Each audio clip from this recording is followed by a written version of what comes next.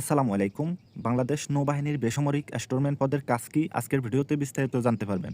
এবং কি এই পদের সুযোগ সুবিধা কি, এই পদে আপনার পদোন্নত হয় কিনা, এই পদ থেকে আপনার কীরকম প্রশ্ন আসবে, এই পদের পরীক্ষা যেহেতু আপনাদের সামনে, সেই ক্ষেত্রে এই পদ সম্পর্কে সবকিছু এক ভিডিওতে জানতে পারবেন। তার আগে আপনাদেরকে অবশ্যই বলে রাখি, আমি যেহেতু বাংলাদেশ নৌবাহিনীতে চাকরি করার অভিজ্ঞতা থেকে এবং কি স্টোরম্যানের সাথে আমার সাথে ভালো সম্পর্ক থাকায় আমি সবকিছু আজকে আপনাদেরকে বিস্তারিত বলবো। তো প্রতিটা ঘাটিতে কিন্তু স্টোর রুম থাকে। স্টোর রুমের ভিতর যেই মালামাল ঢুকে, মালামাল বাইর হয়, কি বাইর হচ্ছে, কি ঢুকতেছে, কোথায় যাচ্ছে, এগুলো হিসাব নিকাশ রাখা মূলত স্টোরম্যানের প্রধান কাজ। আরও আছে এদের সুযোগ সুবিধা কি, অসুবিধা কি, এদের আর কি কাজ, সবকিছু আজকের এই ভিডিওতে আপনারা সবাই জানতে পারবেন। তার আগে আপনাদের কাছে আমার ছোট্ট একটা রিকোয়েস্ট, আপনারা যারা আমাদের এই চ্যানেলটাতে নতুন, অবশ্যই আমাদের চ্যানেলটা সাবস্ক্রাইব করে ফেলবেন। আর তার মূল ভিডিওতে যাওয়ার আগে আমি আপনাদেরকে একটা কথা বলবো, সেটা হলো আপনারা যারা এখানে এক্সাম দেবেন তারা আমাদের এই চূড়ান্ত শর্ট সাজেশনটি নিয়ে যাবেন। এখানে থাকবে বাংলা, অঙ্ক, ইংরাজি, সাধারণ জ্ঞান। গতবার আমাদের সাজেশন পড়ে অনেকে টিকছিল এবং কি অনেকে আমার সাথে আমাদের ঘাটির সামনে আসছিল। তো ইনশাল্লাহ এবারও আপনারা ভালো করবেন, আমাদের এই সাজেশনের বাইরে কিছুই পড়া লাগবে না। এটা যদি একবার ভালো করে পড়ে ফেলতে পারেন তাহলে আপনি 100% এখানে একটা ভালো রেজাল্ট করতে পারবেন। তো আপনারা এই 52 পেজ, এই পেজগুলো যদি পড়ে শেষ করতে পারেন ইনশাল্লাহ 100% আপনি এখানে ভালো করতে পারবেন। গতবার আমরা যে সাজেশন দিছি, আমরা প্রত্যেকটা বছর আপডেট সাজেশনগুলো আপনাদেরকে দিই। যেমন এই বছরে সরকার পরিবর্তন হওয়ার পর যে গুরুত্বপূর্ণ প্রশ্নগুলো বের হয়েছে, ওই প্রশ্নগুলো সহ আপডেট প্রশ্নগুলো আপনারা পাবেন। তো এই সাজেশনটার কোনো বিকল্প নেই, এটা আপনাকে পড়লে 100% আপনি এখানে ভালো করতে পারবেন। গতবার আমরা একটা সাজেশন দিয়েছিলাম, ওই সাজেশন পড়ে অনেকে টিকেছে, আমাদের সাজেশন পড়ে অনেকে আমার সাথে দেখা করছে। তো ইনশাল্লাহ আপনারা এবার ভালো করতে পারবেন আমাদের এই সাজেশনটি পড়ে। এখানে যে প্রশ্নগুলোর ব্যাখ্যার প্রয়োজন ওগুলোতে ব্যাখ্যা সহ পাবেন। তো আপনারা দেরি না করে আমাদের দেওয়া নাম্বারে হোয়াটসঅ্যাপে যোগাযোগ করবেন। এখন আসুন আমরা আপনাদেরকে এই পদের বিস্তারিত খুলে বলবো। তার আগে আপনাদেরকে আমরা এতটুকু রিকোয়েস্ট করবো, ইনশাল্লাহ আপনারা এই সাজেশনটা একবার পড়েন। এটা একবার ভালো করে পড়বেন, ইনশাল্লাহ 100% আপনি এখানে টিকে যাবেন। তো আসুন এখন প্রথমত আপনারা জানতে পারবেন যে স্টোরম্যান পদের কাজ কী। তো না টেনে সম্পূর্ণ ভিডিওটা দেখবেন, তাহলে আশা করি বিষয়গুলো বুঝতে পারবেন। তো এখন প্রথমত এদের প্রধান কাজ হলো, এরা একটা স্টোর রুম থাকবে, প্রত্যেকটা ঘাটিতে এটা থাকে। তো স্টোর রুমে আপনার বিভিন্ন মালামাল থাকে, জিনিসপত্র থাকে, এবং কী জিনিসপত্র ঢুকতেছে এবং কি বের হচ্ছে, এগুলো এরা হিসাব নিকাশ রাখাই হলো এদের কাজ। এবং কি এই পদের কাজই হলো এগুলো। এবং কি এর ঊর্ধ্বতম কর্মকর্তা যে আছে তাকে সবসময় রিপোর্ট করতে হয় যে কোথায় কি যাচ্ছে এবং কি আসতেছে। তো এই বিষয়গুলো নিয়ে তার কাজ। আর এই পদ থেকে আপনার পদোন্নত হবে। আর এবং কি কম্পিউটার জানা থাকলে আপনার জন্য এখানে পদোন্নত হওয়া সবথেকে সহজ হয়ে যাবে, যারা কম্পিউটার ভালো পারেন। তো এখানে শুধু এটা না, তারপর পদোন্নত হবে এখান থেকে। তারপর দ্বিতীয় হলো, এখানে আপনার যে সুযোগ সুবিধাটা পাবেন সেটা অন্য কোথাও পাবেন না। যেমন কি আপনি এখানে রেশন পাবেন। রেশন কি পাবেন আসুন সেটাও বলে দিই। রেশন পাবেন আপনি 5টা আইটেম। 5টা আইটেমের ভিতর আমি কিছু টুকটাক বলে দিই, সবগুলো আসলে বললে আমার ভিডিওটা অনেক লং হয়ে যাবে। কারণ আমি আজকের এই ভিডিওতে আপনাদেরকে সম্পূর্ণ সব বিষয় আপনাদেরকে বলবো। এই পদের, এই পদ সম্পর্কে সব কিছু আপনাদেরকে বলবো। সেই ক্ষেত্রে আপনারা ধৈর্য ধারণ করে সম্পূর্ণ ভিডিওটা দেখবেন, তাহলে আজকের ভিডিওর মাধ্যমে সব জানতে পারবেন। এই পদের বিগত সালের প্রশ্নটাও আপনাদেরকে আমি দেখাবো। তো এই পদের মূলত আপনার রেশন 5টা আইটেম পাবেন।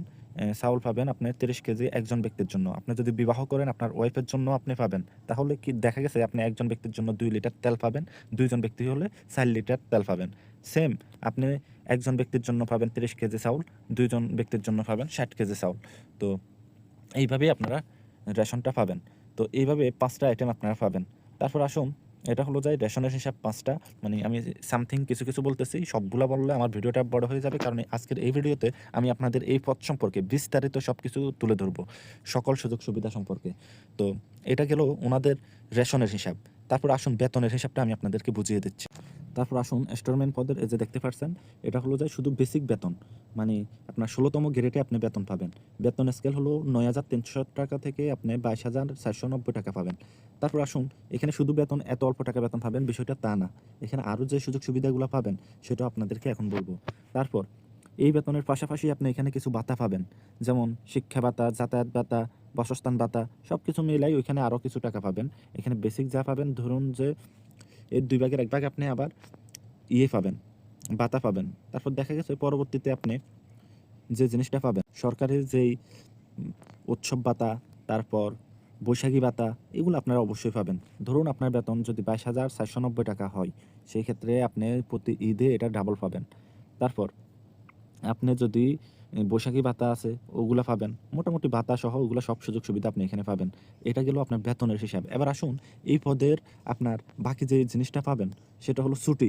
ছুটির হিসাবটা হলো, এটা যেহেতু আপনার বেসামরিক চাকরি, সেই ক্ষেত্রে আপনি সরকারি যত ছুটি আছে সবগুলা পাবেন।